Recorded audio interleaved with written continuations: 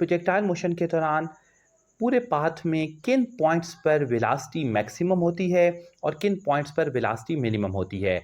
At what point in the path of projectile maximum and minimum speed. इसके लिए आपको इल्म होना चाहिए कि प्रोजेक्टाइल मोशन में जो पॉइंट ऑफ प्रोजेक्शन है वहाँ पे वेलोसिटी का वर्टिकल कंपोनेंट मैक्सिमम होता है और पॉइंट ऑफ इम्पैक्ट पे भी वेलोसिटी का वर्टिकल कंपोनेंट मैक्सिमम होता है। ये कंपोनेंट भी मैक्सिमम हुआ और पॉइंट ऑफ प्रोजेक्शन वाला कंपोनेंट भी मैक्सिमम हुआ।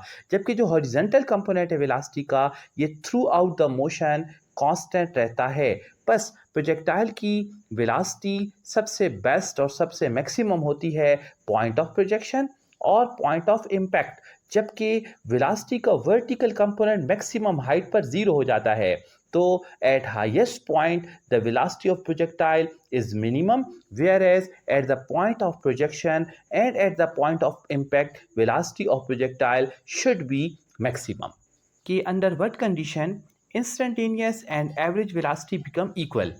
वेलोसिटी की दो टाइप्स होती हैं, एक होती है इंस्टेंटेनियस वेलोसिटी और एक होती है एवरेज वेलोसिटी। ये दोनों आपस में इक्वल कैसे होती हैं, इसको हम एक सिंपल सी एग्जांपल से स्टडी करते हैं। फॉर एग्जांपल, आपकी जो डीएमसी आई है और आपने उसमें फिजिक्स में मार्क्स दिए हैं 80, केमिस्ट्री में भी मार्क्स दिए हैं 80, बायो में भी 80 मार्क्स आए हैं और मैथ्स में भी 80 मार्क्स आए हैं। जब आप एक इंस्टेंट को चेक कर रहे हैं तो इंस्टेंट का जो आंसर आ रहा है वो कौन आ रहा है, 80 आ रहा है। जब आप इसकी एवरेज को चेक करेंगे तो इसकी जो एवरेज आएगी वो भी कितनी आएगी, 80 आएगी। बस एवरेज का आंसर और एक एक इंस्टेंट का आंसर सेम कब आ रहा है, जब ये तमाम नंबर आपस में क्या है, सेम है। यही केस अगर आप वेलोसिटी पे अप्लाई करें कि इंस्टेंटेनियस वेलोसिटी और एवरेज वेलोसिटी आपस में इक्वल हो जाएगी। कब, जबकि एक बॉडी मूव कर रहा हो कौन सी वेलोसिटी के साथ, यूनिफॉर्म वेलोसिटी। हमारे पास कोई वेक्टर हो ए और उसका एक कंपोनेंट x हो, एक कंपोनेंट y हो और मैग्नीट्यूड दोनों कंपोनेंट्स का सेम हो, जैसे 3 यूनिट यहाँ पे भी लिखा है, 3 यूनिट यहाँ पे भी लिखा है, तो उस केस में उसका एंगल x एक्सिस के साथ कितना पाया जाएगा। बस आपको मालूम होना चाहिए कि एंगल का एक फार्मूला यूज करते हैं, tangent inverse A Y by A X. अब जैसे कि क्वेश्चन की कंडीशन है कि x कंपोनेंट और y कंपोनेंट दोनों आपस में सेम है, बस आप ax को ay से या ay को ax से रिप्लेस कर सकते हो। मैं किसी एक टर्म को रिप्लेस करता हूं, मैं ay को ay लिख लेता हूं, जबकि ax को रिप्लेस करके भी ay पुट कर देता हूं। ay और ay आपस में कैंसिल हो जाएंगे, रिजल्ट निकल आएगा यहां से 1। थीटा का आंसर आ गया टेंजेंट इनवर्स 1। और जब आप कैलकुलेटर से टेंजेंट इनवर्स 1 की वैल्यू फाइंड करेंगे तो आपका आंसर आएगा 45 डिग्री। इस टिप को जरूर याद रखिए कि जब भी दो वेक्टर, किसी वेक्टर के दो कंपोनेंट आपस में इक्वल हो तो उस केस में जो एक नेट वेक्टर होता है उसका एंगल x एक्सिस के साथ 45 डिग्री बनना होता है। होगा कि अगर एक स्केलर प्रोडक्ट दो वेक्टर का हो a डॉट b जो कि इक्वल होता है ए बी कॉस थीटा के। अब कंडीशन ये आई है कि वेक्टर ए पॉजिटिव है, वेक्टर बी भी पॉजिटिव है, जबकि जब हम उनका स्केलर प्रोडक्ट लेते हैं ए डॉट बी तो वो नेगेटिव आ रहा है। तो इस केस में एंगल कितना होगा। आमतौर पे मैथ्स में तो देखा जाए कि अगर एक वैल्यू और दूसरी वैल्यू पॉजिटिव हो तो उनका प्रोडक्ट पॉजिटिव आता है, लेकिन स्केलर प्रोडक्ट में दोनों वैल्यूज पॉजिटिव हों तो उनका स्केलर प्रोडक्ट नेगेटिव आ सकता है। एंगल कितना इसमें से पुट किया जाए, बस अगर आप एंगल को 180 डिग्री पुट करो, एंगल को 180 डिग्री पुट करने से स्केलर प्रोडक्ट बन जाएगा A dot B equal to A B cos 180 degree और ए डॉट बी का आंसर आएगा ए बी कॉस 180 किसकी इक्वल होता है, -1 के। बस ए डॉट बी का जो रिजल्ट निकला वो आ गया माइनस ए बी। आपने देखा कि यहाँ पे हमारा स्केलर प्रोडक्ट नेगेटिव भी आ रहा है, जबकि ए बी पॉजिटिव है, बी भी पॉजिटिव है और उनका जो नेट प्रोडक्ट है वो क्या आ रहा है, माइनस में आ रहा है। बस ये मुमकिन है कि स्केलर प्रोडक्ट दो वेक्टर का नेगेटिव आए, इवन फर्स्ट वेक्टर भी पॉजिटिव हो जबकि सेकेंड वेक्टर भी पॉजिटिव हो।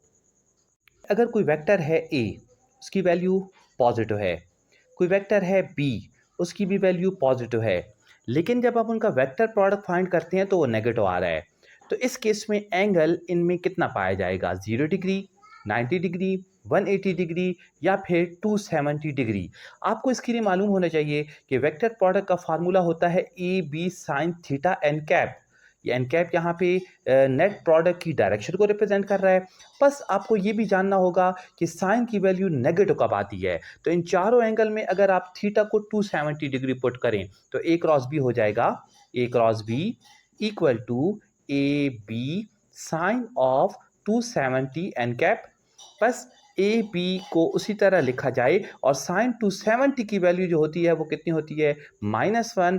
प्रूफ हो गया कि ए क्रॉस बी नेगेटिव आ सकता है इवन फर्स्ट और सेकंड दोनों वेक्टर क्या हों पॉजिटिव हों और उनका प्रोडक्ट क्या आ जाए नेगेटिव आ जाए। ये सिर्फ एक ही केस में मुमकिन है कि इनके बीच में एंगल कितना हो 270 डिग्री का पाया जाए। टाइप मोशन जब एक रेंज गेन करती है तो उसकी रेंज मैक्सिमम वैल्यू पे कब आएगी? आपको मालूम होना चाहिए कि प्रोजेक्टाइल मोशन की रेंज को फाइंड करने का फार्मूला है V not square sine 2 theta divide by जी।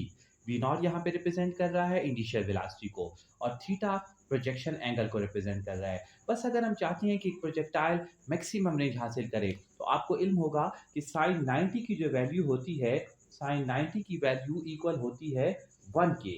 बस अगर हम यहाँ पे साइन 90 हासिल करना चाहते हैं तो एंगल को पुट करना पड़ेगा 45 डिग्री क्योंकि साइन 2 थीटा है। अब थीटा की जगह अगर 45 आ जाए तो 45 इंटू 2 90 हो जाएगा। रेंज का जो रिजल्ट आएगा वो मैक्सिमम आएगा। तो पुटिंग करते हैं v not square sine 2 into 45 divided by g बस रिजल्ट बन गया v not square sine 90 divide by g और एंड पे जो आंसर आया v not square into 1 divided by g. Maximum range की इक्वेशन आ गई कि v not square divide by g और कोई भी प्रोजेक्टाइल सबसे बेस्ट रेंज गेन करता है उस केस में जब उसको थ्रो किया जाता है 45 डिग्री पे।